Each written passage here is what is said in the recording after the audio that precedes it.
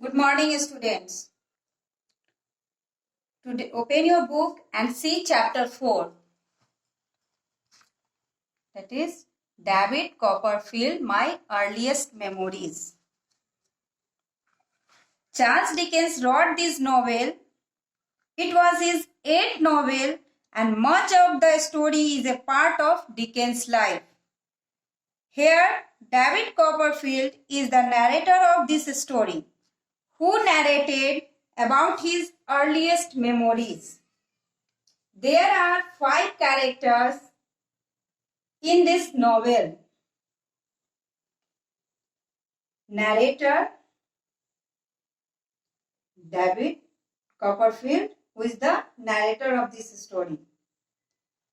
David's mother, Mrs. Betsy. David's uncle's aunt. David's father's aunt, Peggotty and Dr. Chili. Let's see what narrator is narrating about himself through this novel. Narrator: allow me to introduce myself. I am David Copperfield and I will tell you about my earliest memories. Narrator कहते हैं, David Copperfield is the narrator. He is narrating. Allow me to introduce myself. Narrator कहते हैं कि मुझे अपने आप को introduce करने का अवसर दे, मुझे आज्ञा दे. I am David Copperfield and I will tell you about my earliest memories. मैं डेविड कॉपरफील्ड हूँ और मैं अपनी पुरानी यादों के बारे में बताऊंगा. I was born on a Friday at midnight. मेरा जन्म आधी रात में शुक्रवार को हुआ था. My mother lived alone and she was very vexed. मेरी माँ अकेले रहती थी, इसलिए वह बहुत चिंतित थी. Mother: what will I do alone? How will I take care of this child? माँ कहती है कि मैं अकेले क्या करूंगी, मैं कैसे इस बच्चे की देखरेख करूंगी. Suddenly she sees someone pressing her nose against a window. तभी अचानक उसने देखा कि कोई खिड़की से नाक सटाए हुए है. She screams and faint. वह घबराई और बेहोश हो गई. The woman is lying on a sofa. Mrs. Betsy is standing close to her and fanning her.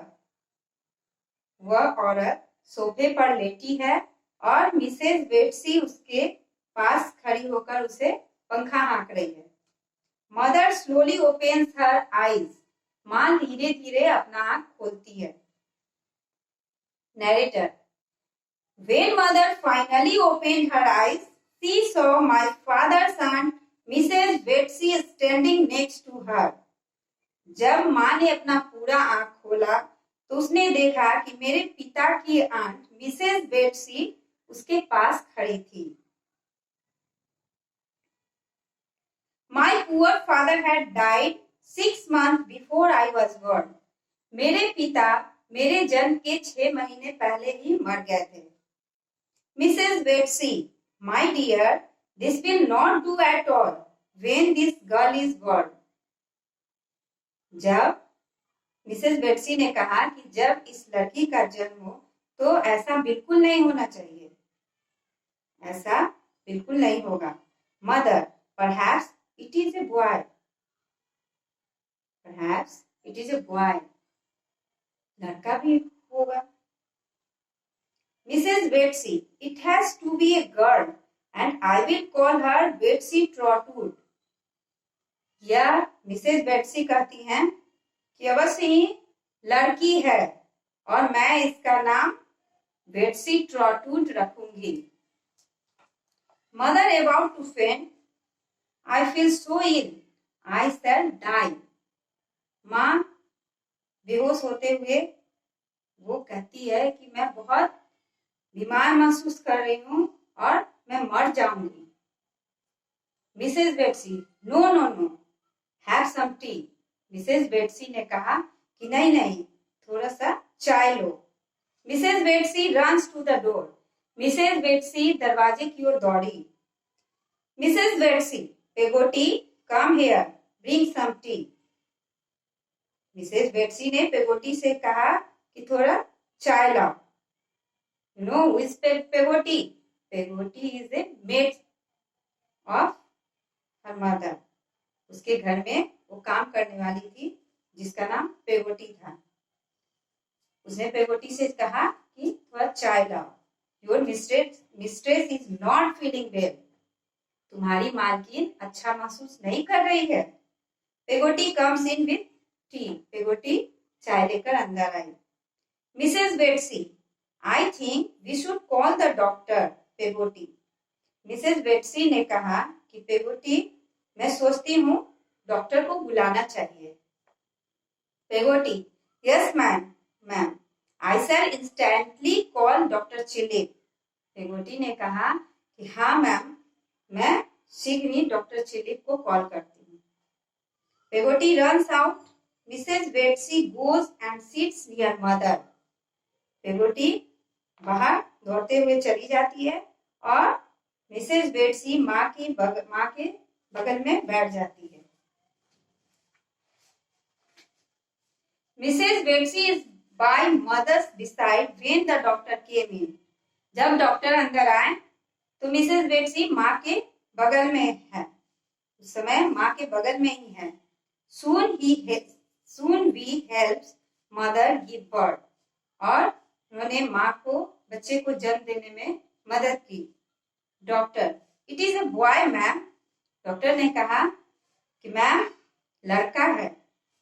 Mrs Betsey, it can't be, I shall leave this place immediately.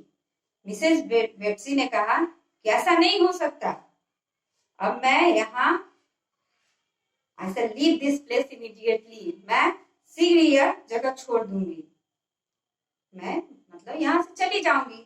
She walks out in a huff, और वो गुस्से से बाहर चली गई। Narrator, and that was the last we saw of her. Narrator ने कहा कि और उसके बाद वो अंतिम बार ही था जब हमने उन्हें देखा। Narrator, the year passed happily till I turned 8. Narrator कहते हैं कि जब वे 8 साल के हुए तब तक समय बहुत खुशी खुशी बीता। I would laugh and play with my mother and Pegoti. उन्होंने कहा कि हंसते खेलते माँ के साथ, माँ और पेगोटी के साथ हंसते खेलते बीत गया। Pegoti came to me with some news. One day Pegoti came to me with some news.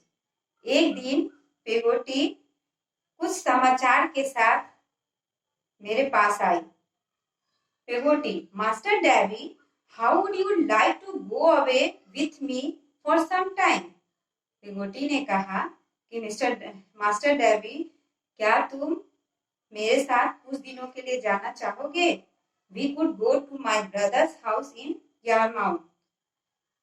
मुझे अपने भाई के घर यारमाउथ, जो यारमाउथ में रहता है, वहां जाना पड़ सकता है। David, that would be nice. ये तो अच्छा होगा। But how can we leave mother unaccompanied here? लेकिन हम लोग माँ को यहाँ अकेले कैसे छोड़ सकते हैं? डेविड ने कहा कि ये तो अच्छी बात होगी, लेकिन माँ को हम लोग यहाँ कैसे छोड़ सकते हैं अकेले? पेगोटी, your mother will not be here. She is going for a visit elsewhere. पेगोटी ने कहा कि तुम्हारी माँ यहाँ नहीं होगी, वह कहीं बाहर घूमने जा रही है। Narrator, we prepare to leave. हम लोग जाने के लिए तैयार हो गए। नरेटर ने कहा कि हम लोग जाने के लिए तैयार हो गए। My mother had a strange look on her face. उसने कहा कि मेरी माँ के चेहरे पर एक अजीब उदासी झलक रही थी। I wondered what was happening. मैं अचंभित था कि क्या हो रहा था। A few days passed happily and and then I got such shocking news that changed my life forever. तभी कुछ दिन तो अच्छे से बीते, लेकिन तभी अचानक एक शॉकिंग न्यूज मुझे मिला जो मेरे पूरे जीवन को ही बदल दिया. My mother had remarried and I had a stepfather named Mr. Murdstone. मेरी माँ दूसरी शादी कर चुकी थी. मुझे एक शॉकिंग न्यूज मिला कि मेरी माँ शादी कर ली थी और अब मेरे सौतेले पिता थे जिनका नाम मर्डस्टोन था. नरेटर ये बात सुन के बहुत सॉफ्ट रह गए और ऐसी बात सुनकर वो उनके पूरे जीवन को ही बदल डाला, क्योंकि यह एक सॉफ्ट न्यूज था. It's okay.